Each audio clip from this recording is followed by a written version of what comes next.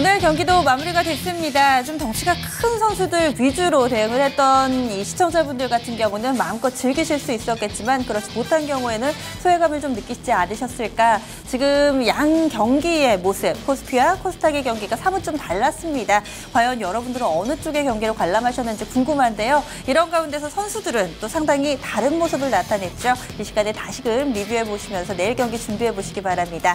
오늘 해설에는요, 메리츠증권증권 광화문금융센터 이익원 대리 모셨습니다. 안녕하세요. 네, 안녕하세요. 뭔가 굉장히 오랜만에 뵙는 것 같아요. 지난주 화요일에 저희 추석 때문이었죠. 네. 2주 만에 뵙네요. 잘 지내셨죠? 그럼 저 오랜만에 방송하는 것 같아요. 네. 일단은 그동안에 저희가 안 만나는 동안 시장이 뭐 바람귀 옷 젖듯이 조금씩 오르면서 2차선 근처까지 좀 와 있습니다. 네. 오늘 경기는 좀 어떻게 보셨어요? 일단 전체 매크로 상황은 이제 바닥 구간은 통과한 것 같고요. 근데 오늘 이런 느낌이 들었어요. 이제 선수들이 경기를 시작하기 전에 굉장히 몸을 열심히 풀고 있어요. 공도 잘 던지고 잘 치기도 하고요. 컨디션이 굉장히 좋아 보이는데 경기에 들어서자마자 몸 푸는 것에 비해서 굉장히 못하는 거예요. 용두 3위의 선수들이 오늘 굉장히 많지 않았나. 네. 전체적으로 그렇게 평가되는 장입니다. 되게 막 뭔가 화려하게 막 액션하면서 몸을 풀더니 막상 그렇죠. 경기 가니까 그랬다. 허 의원님께서는 어떻게 보셨어요? 대형주는 지금 아까 이제 앵커 말씀해 주신 것처럼 대형주는 뭐 좋았던 것 같고요. 그리고 이제 뭐 좀 중소형주는 조금 힘들었고 코스닥은 정말 좀 약간 뭐라 표현하기는 좀 그런데 방송으로 하여튼 좀 되게 힘든 것 같아요. 어떻게 답이 안 나오는 약간 약간 좀 부진하게 움직여서 힘들어요. 되게 부진하다라는... 힘들 것 같아요. 제가 갖고 있으면 짜증도 나기도 하고. 그렇죠. 많이들 좀 답답하셨던 분들도 계셨을 것 같아요. 아마 이 마음을 대변해 주신 것 같은데요. 지금 이런 가운데서 또 어떤 선수들 활약을 펼쳤을까요? 오늘 라인업 구성해봤습니다. 확인해 보시죠.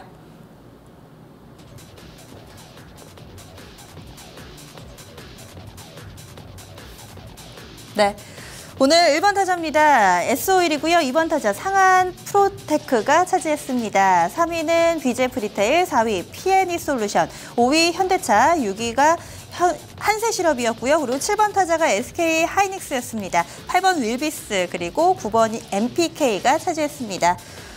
쭉 보니까 이거를 좀 어떻게 봐야 될까요? 오늘은 굉장히 선수들 좀 왔다 갔다 합니다. 일단 좀 결과만 좀 정리해놓고 보면은요. 3번 BJF 리테일하고 오늘 5번의 현대차, 마지막으로 9번의 MPK 이렇게 세 선수는 오늘 부진했습니다. 마이너스로 끝이 났고요. 이런 가운데서 또 윌비스는 홈런 친 선수도 있었고 정리를 좀 해봐야 될 것 같아요. 오늘 라인업은 좀 어떻게 구성이 된 것 같으세요? 네.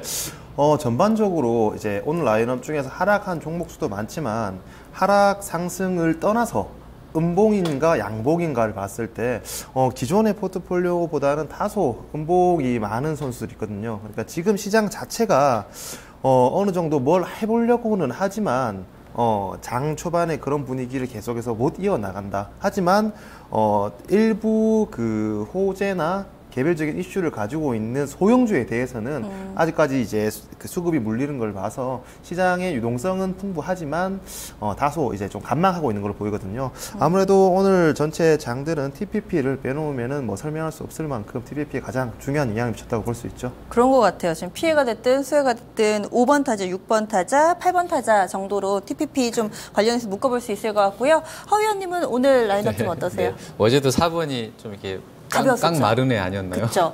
CNS 자산관리, MVP였었죠. 오늘도 좋았었죠? 네, 오늘도 올랐어요. 그죠? P&E 솔루션이 4번이어서 좀 놀랐습니다. 날씬하신 선수인데 4번 타자로 올라와 있어가지고 어쨌든 뭐 좀 세게 한 것 같고요. 오늘 일단 좀 종가로는 약간 좀 주춤했는데 뭐 기대감들은 계속 남아 있는 것 같습니다. 그리고 3번은 이게 그 강방천 회장인가요? 에셋플러스 자산운용에 이채원 씨하고 둘이 뭐 한국 가치 투자에 뭐 양대 산맥이라고 하는 허남권 회장 빼면 안 되겠네요. 허남권 사장. 죄송합니다. 허 사장님. 그 신영증권의 허남권 사장까지 3명 정도로 압축이 되겠는데 강방천 회장이 얼마 전에 추석 전인가 어디 뭐 언론 보도 보니까 편의점도 너무 비싸. 약간 이런 식으로 약간 깠어요. 그러면서 했던 말이 이제 백화점도 4조 원인데 무슨 BGF가 몇 조 원이 가야 돼 뭐 이런 식이었었거든요. 근데 그러고 나서 주가는 조금 좀 움찔했다가 다시 그냥 올랐었는데 오늘은 또 다른 재료로 좀 빠졌습니다. 블록딜 뭐 이런 얘기 나왔었는데 네. 어쨌든 그분 얘기도 한 번은 생각해볼 만한 얘기인 것 같아요.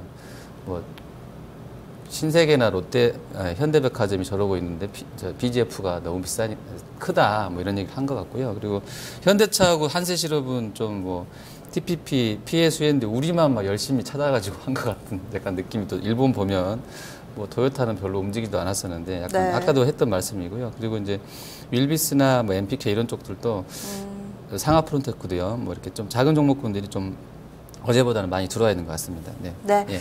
오늘 이렇게 또 이야기를 해봤는데요. 지금 허 의원님 같은 경우도 4번 타자 P&E 솔루션 약간은 좀 4번에 걸맞을까 의문을 제시를 해주셨는데 오늘 추천을 해주셨어요. 좀 네. 이야기 좀 들어보고 싶은데요.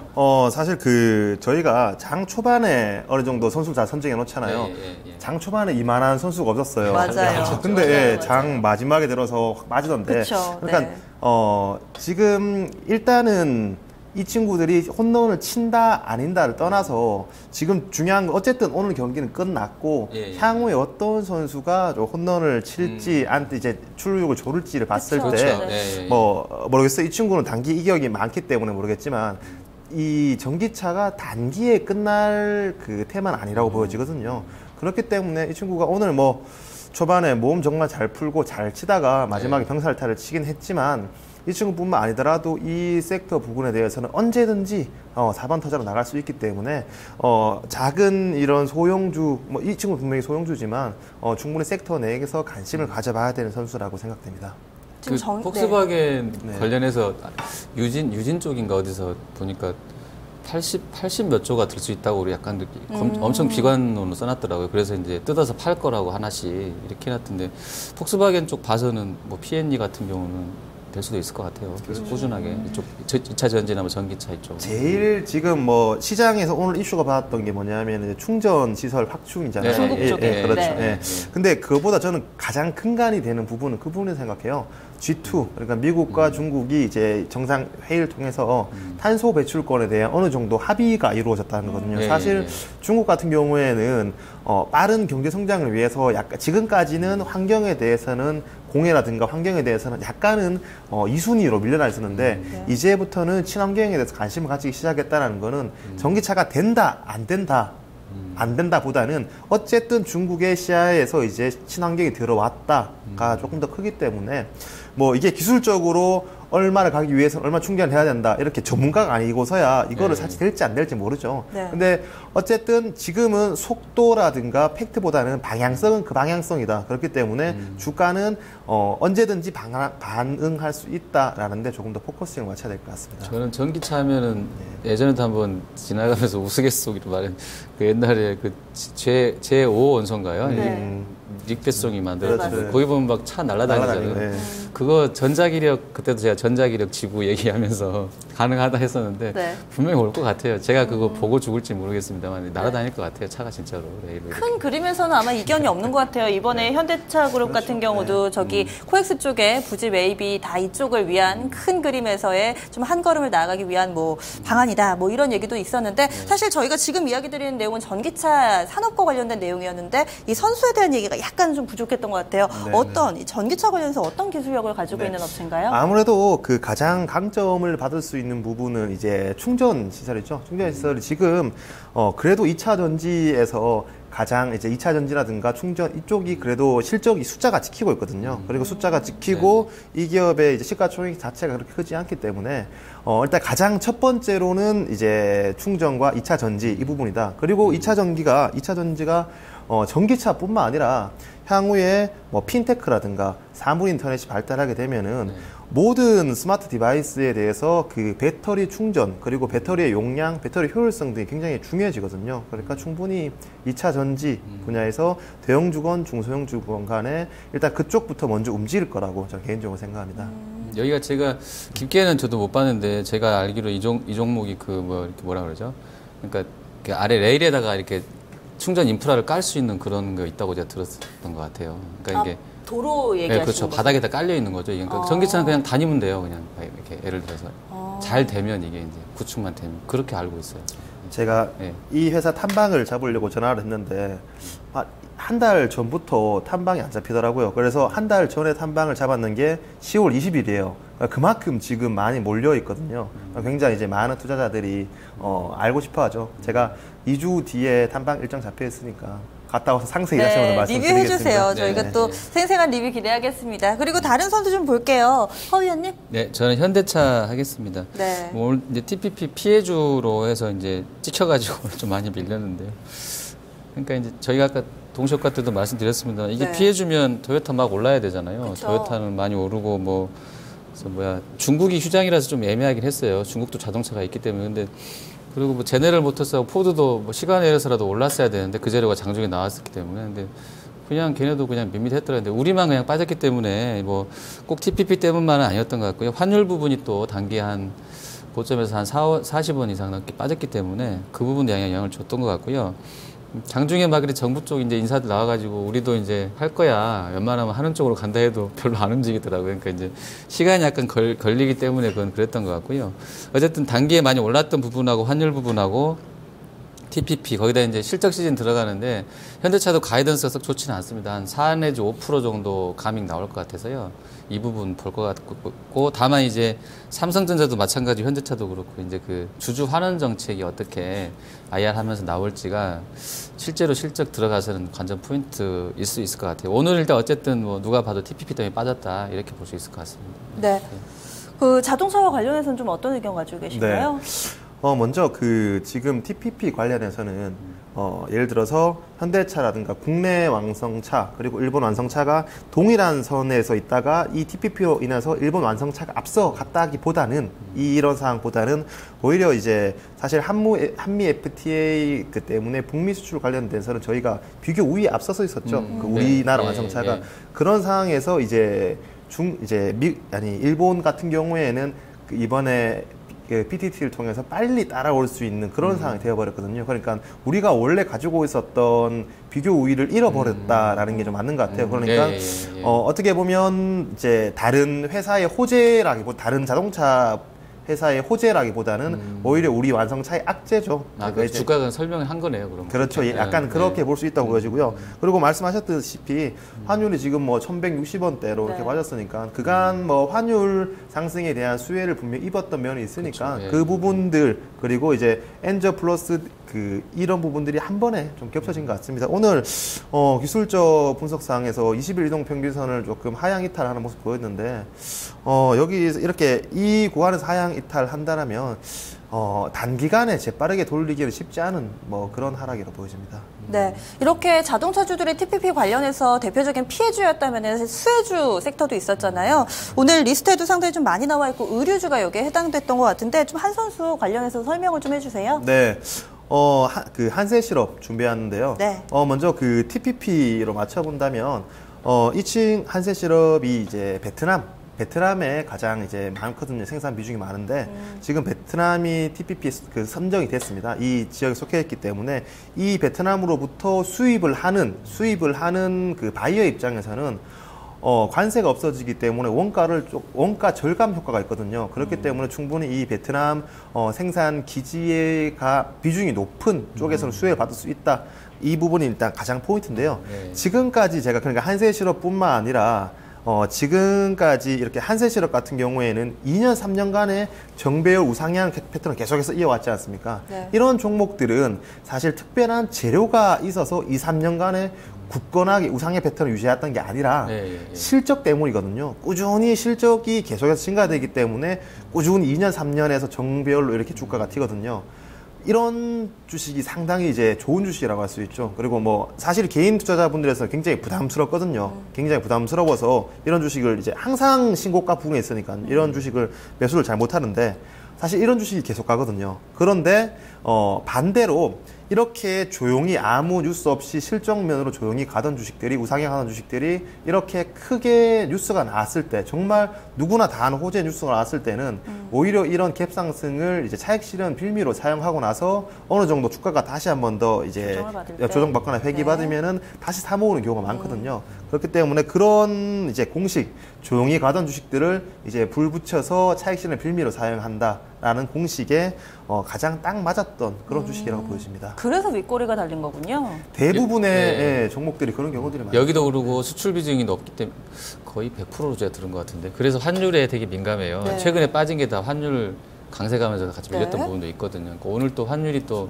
밀려나면서 아침엔 들었다가 좀 나버린 것 같아요. 제가 봤을 때는. 네, 네. 반대로 이제 네. 그 월덱스 이런 이제 작은 종목들은 네. 밑에 바닥에 깔려있던 종목들이거든요. 네. 오히려 이런 깔려 주가 위치가요? 그렇죠. 위치. 예, 네. 위치가 깔려있던 종목들이기 때문에 이런 종목들은 그 호재를 충분히 반영시켜서 나아갈 수 있는데 지금까지 실적으로 반영해왔던 우상향 해왔고 주가가 고점에 있었을 때는 아무래도 여기서 더 치고 올라가기에는 조금 오히려 이제 부담스러운 뭐 면이 있죠. 매도하려는 의지도 그렇죠. 좀 있고요. 예. 그래서 같은 TPP 수혜주로 분류되는 의류 섹터지만은 이 한세실업과 윌비스의 희비가 좀 엇갈렸다 이렇게도 좀 볼 수 있을 것 같습니다. 그리고 그 밖에도 좀 멘트 해주실 만한 선수들 있으시면 간략하게만 좀 들어볼게요. 먼저 허 위원님 좀 눈길이 네. 가시는 선수 있으실까요? 저는 SK 하이닉스 좀 궁금하더라고요. 네, 하이닉스는 제가 저번 주 오늘 화요일이죠. 네. 제가 마이크론 실적 나오고 나서 오판을 해가지고 잘못 말씀드렸던 종목인데요. 어쨌든 저는 마이크론이 실적이 예상보다는 잘 나왔지만 작년보다 아주 안 좋았던 부분들, 그러니까 제가 약간 후행하나 봐요. 따라가는 매매를 해서 그런가 본데요.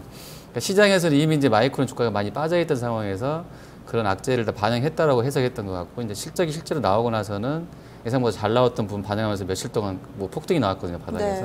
네. 하이닉스도 따라가는 것 같아요. 지금 차트 모양이 거의 마이크론하고 유사하게 나와 있거든요. 이쪽 두 개가 다. 그래서 네. 하이닉스도 실적은 계속 가이던스는 떨어지고 있는 그런 국면에 있는 게 맞는데 누구는 뭐 1조 2천억을 보기도 하더라고요. 근데 네. 가이던스 전체로는 제가 파악한 거는 한 1조 3천억 중반이거든요. 근데 네. 1조 2천억에 조금만 더 높게 불러줘도 가이던스는 1조 3천억인데도 불구하고 주가가 더 올라가는 그런 네. 양상들이다. 근데 어제도 마이크로는 한 10% 정도 올랐었는데 특별한 시황이 나오진 않았었어요. 그냥 그 전날처럼 똑같아요. 그냥 어닝이 예상보다 좋았다. 그래서 7% 올랐고 그날도 또 10% 또 올랐는데 하이닉스가 그대로 좀 따라가는 상황인 것 같습니다. 하이닉스랑 현대차는 저희가 이제 그냥 긴 관점에서는 ROE 대비로는 되게 좀 안타까운 종목이다라고 몇 번 말씀을 드렸었는데 실적 시즌에서는 제 판단이 일단 1차로 틀렸던 것 같고요. 어쨌든 그래도 하반기로 갈수록은 모멘텀이 살아날 것 같지는 않아요. 지금 분위기로만 봐서는. 일단 그 전체적인 제품 단가 떨어지는 폭은 줄고는 있는데 이게 살아나고 있지는 않거든요. 단가 자체가. 이런 부분 봤을 때는 이익 모멘텀이 지금 분기 이후로도 조금은 꺾일 수 있다. 이런 부분을 고려하시고 대응을 하셔야 될 것 같습니다. 지금 허 의원님 말씀 들으니까 이 어닝, 실적 이 부분 영향력이 점차 좀 커지는 것 같은데 오늘 1, 2번 타자도 어찌 보면 이쪽으로 좀 묶어볼 수 있을 것 같아요. 또 내일 삼성전자 실적 가이던스도 나오고 하니까요. 1, 2번 타자 실적 좀 포커스 맞춰지면서 오늘 장에 좀 상승 흐름 나타냈는데 이렇게 실적 시즌 임박하면서는 좀 이런 종목들 지금 따라가는 매매에도 괜찮다고 보시나요? 그렇죠. 아무래도 지금 시장에서 어느 정도 현금은 가지고 있지만 막 그 상반기처럼 이 현금을 지르려고 하는 주체들이 많이 없거든요. 연기금 같은 경우에는 빠지면은 이제 저가 매수가 들어오지만 뭐 지금 프랍이라든가 뭐 일부 자무사라든가 대형 투신들은 현금이 굉장히 많아요. 근데 그 뭐 제약바이오 아직까지 많이 빠졌다고는 하지만 네. 사실 차트상으로 어느 정도 빠졌지 밸류상으로는 이게 더 빠진다고 하더라도 누가 뭐라고 할 수 있는 상황이 되거든요. 그렇기 때문에 확실히 이제 매수를 못하는 상황인데 그래도 이제 3분기 실적 시즌 다가올수록 실적은 믿을만 하니까 오히려 이제 실적 되는 쪽에 많이 좀 몰리는 그런 모습 보이고 있죠. 사이언스 혹시 오늘 리스트에 있었나요? 네, 없었습니다. 혹시 사이언스 들은 거 혹시 한미 있으세요? 사이언스가 오늘 크게 많이 밀려가지고요. 빠졌죠. 네. 특별하게 재료가 지점에서 걸러지는 게 있나요? 아니요, 딱히. 네. 수급적으로 좀 한 5% 정도 밀려났던 한미사이언스 아직까지 좀 뚜렷하게 시장에서 좀 체크되는 뉴스가 나타나진 않고 있는데요. 좀 외국 기관 쪽에서 오늘 좀 상당히 대규모의 매도 흐름이 나타났습니다. 좀 추가적으로 뉴스 나오는 대로 좀 정리를 해드릴게요. 그러면 이제 MVP 선정해봐야 할 시간인데요. 어떤 선수 얘기해 주시겠어요? 네, 마지막에 다소 아쉽긴 했지만 오늘의 MVP는 P&E 솔루션입니다. 네, 오늘 4번 타자였습니다. P&E 솔루션 장중에는 한 20% 정도까지 급등하기도 했었는데요. 시장에서 다소 좀 아쉬움을 남기면서 4%가량의 상승 흐름으로 거래를 마쳤습니다. 한 가지만 여쭤볼게요. 그러면 오늘 P&E 솔루션을 비롯해서 뭐 코디에스나 전기차 관련주들이 대체로 윗꼬리 조정받으면서 끝났는데 그렇게 조정받을 때 매수를 해야 된다라는 관점을 보시는 거세요? 그럼요. 그러니까 지금 이 주식이 정말 반짝할 때 이게 단기성 테마로 끝날지 아니면 이게 장기적인 트렌드로 갈지에 대해서 판단이 저는 주식 투자하면서 정말 중요하다고 생각하거든요. 근데 그게 맞을지 안 맞을지를 떠나서 이런 그 전기차에 대해서는 관심을 놓지 마시고요. 이게 단기로 이만큼 올랐으니까 해먹고 끝나겠지가 아니라 이게 계속해서 내가 추적을 하고 공부를 하면서 이게 어느 정도 주가가 빠지면은 다시 한 번 더 들어갈 수 있을 만큼 이제 준비가 되어야 될 종목들이라고 생각합니다. 이 전기차 섹터는요. 네, 알겠습니다. 오늘 P&E 솔루션 MVP 선정해봤고요. 내일 경기 과연 어디에 포커스를 맞출까요? 네. 일단 매크로 상황은 아무래도 그 바닥 구간을 좀 통과한 거로 보여지고요. 아무래도 그 환율이 이제 1200원 선을 가파르게 못 뚫고 이제 밀리는 모습은 아무래도 조금은 국내 증시의 안도랠리가 조금은 더 지속되지 않을까라고 예상되고 있고요. 이제 그 중국 국경절이 이제 하루 앞으로 다가왔거든요. 이제 끝나는 날이. 근데 그간 중국 지수가 우리나라 지수의 발목을 많이 잡았었잖아요. 근데 이제는 이제 중국 상해 지수가 쉴 때 홍콩 지수 같은 경우는 슬금슬금 많이 좀 오르는 모습 보여줬거든요. 그렇기 때문에 중국 지수 또한 이게 휴장이 끝난다고 해서 우리나라 증시의 발목을 잡기보다는 뭐 오히려 우리나라 증시의 상승을 뒷받침해 줄 거라 보여주고요. 개인적으로 지금 G2가 만남이 성사됐잖아요. 중국 증시가 이제 개장을 하면은 중국 증시의 정책적 부양 정책이 어느 정도 나오지 않을까. 증시 부양 정책이 중국 증시 뭐 개장과 이후에 좀 나올 거라고 보고 있고요. 그렇게 되면 다시 한 번 더 우리 그 나라의 뭐 매크로 상황이나 아니면 성장주에 대한 베팅의 이제 근거가 될 수 있겠죠. 뭐 그거는 이제 중국 정책 부양이 나올 것이다라는 건 지극히 개인적인 의견입니다. 단기적으로는 약간의 좀 상승 여력이 좀 더 있다라고 좀 보시는 것 같은데요. 그리고 조금 전에 보니까 고배당주 쪽에 관심을 갖자라고 좀 자막이 나가더라고요. 이쪽 아무래도 찬바람이 부니까 좀 배당주 보자 이런 관점이신가요? 그것도 있고요. 지금 굉장히 우리가 중요하게 봐야 될 부분이 3년물 국고채 금리가 처음으로 배당 수익률 밑으로 하회를 했거든요. 이게 제가 알기로는 거의 10년, 12년 이상 이런 경우는 한 번도 없었어요. 그러니까 국고채 금리, 3년물 국고채 금리는 계속해서 하향하고 있고 배당 수익률 어느 정도 바닥을 기고 있는데 이 국고채 금리가 배당 수익률을 데드크로스를 낸 거죠. 그렇게 되면 이제 국고채 3년물 금리보다 배당 수익률이 더 메리트가 있어지는 그런 상황이거든요.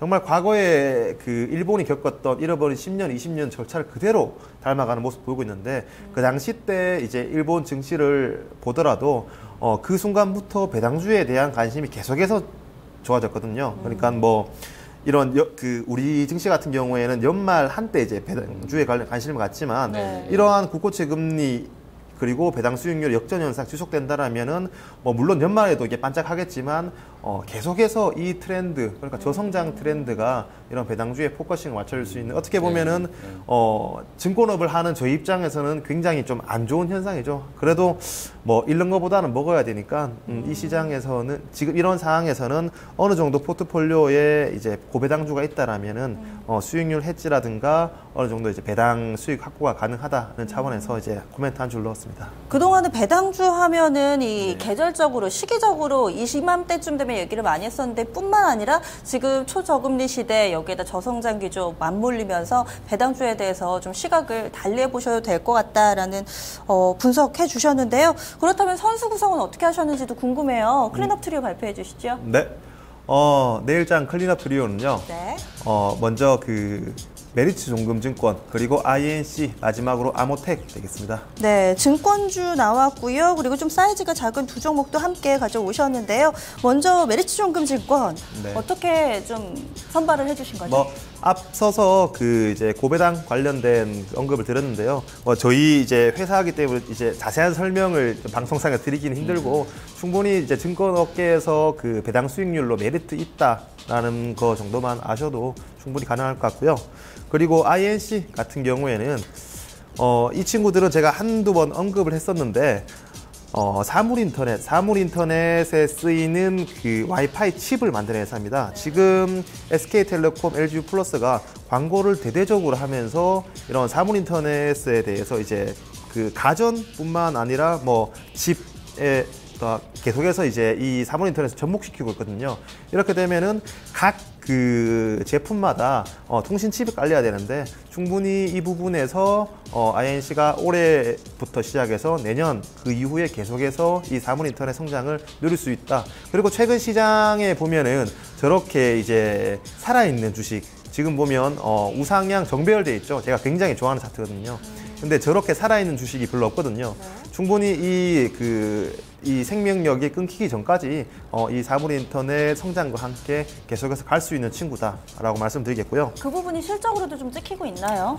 지금 그 사물 인터넷 분야는 거의 이제 실적이 안 찍히고 있습니다. 지금 일본의 그 사물 인터넷 장난감 쪽에 이 와이파이 칩이 한 7억 규모로 들어갔었거든요. 근데 국내에는 사실 미미해요. 이게 대형으로 쓰이지 않고 작은 뭐 밥솥이라든가 뭐 제습기 이렇게 들어가다 보니까 대량보다는 소량으로 많은 업체에 들어가고 있죠. 근데 이 찍히는 수는 적은데 이 찍히는 매출의 성장 폭이 굉장히 크다라는 게 중요한 거고요. 그리고 내년에 가서는 어느 정도 1, 2위의 매출 비중을 차지할 수 있을 정도로 지금 가파르게 성장하고 있는 분야다라고 보여집니다. 네, 마지막으로 아모텍 살펴보겠습니다. 네, 아모텍 같은 경우에는 지금 가장 큰 포인트가 두 가지인데요. NFC 그리고 무선 충전. 지금 뭐 NFC 관련해서는 계속해서 핀테크라든가 오프라인 결제에서 중요성이 강조되고 있는 부분이고요. 무선 충전 또한 갤럭시 S5에서 도입하고 향후에 이런 충전 기술에 대해서 중요성이 계속 부각되고 있습니다. 이제 아모텍 같은 경우에는 NFC, 무선 충전 둘 다 높은 기술력을 가지고 있고 이게 점차 실적으로 반영되고 있기 때문에 충분히 지금 그 시점에서 관심받아야 될 종목이라고 생각됩니다. 네, 그리고 메리츠 종금증권 같은 경우는 앞서서 고배당주다라고 언급해 주셨는데 배당 성향 어느 정도 되나요? 올해 예상되는 그 배당 수익금이 한 185원 정도 되거든요. 185원이면은 시가 배당률, 배당 수익률로 한 4% 정도 되거든요. 4%면은 국내 지금 기준금리가 2% 정도 되니까 여기서 만약에 이제 내가 이 종목 사서 물린다고 하더라도 회사 이익이 급감하지 않은 이상 꾸준히 4%는 나와주니까 충분히 배당 투자로 접근해 보기 용이할 거라고 판단됩니다. 네, 알겠습니다. 내일 경기에서 눈여겨볼 만한 선수 메리츠 종금증권 배당 쪽에서의 포인트 좀 잡아봤고요. INC는 사물인터넷 쪽 그리고 아모텍은 NFC 무선 충전 이 핀테크 관련해서 좀 묶어볼 수 있는 선수였습니다. 각각 이 선수들의 매력이 조금씩은 다릅니다. 늘 말씀드리지만 여러분들의 투자 성향에 맞는 선수를 기용하셔서요. 또 잘 활용해 보시면 수익으로 연결시킬 수 있을 것 같습니다. 내일은 또 삼성전자의 실적 가이던스 발표된 이후에 저희 이 시간 함께 할 텐데요. 과연 어떻게 나올지 미리 잘 준비를 해보시고요. 내일 좀 더 알찬 내용 들고 찾아뵙도록 하겠습니다. 함께해 주신 여러분 고맙습니다.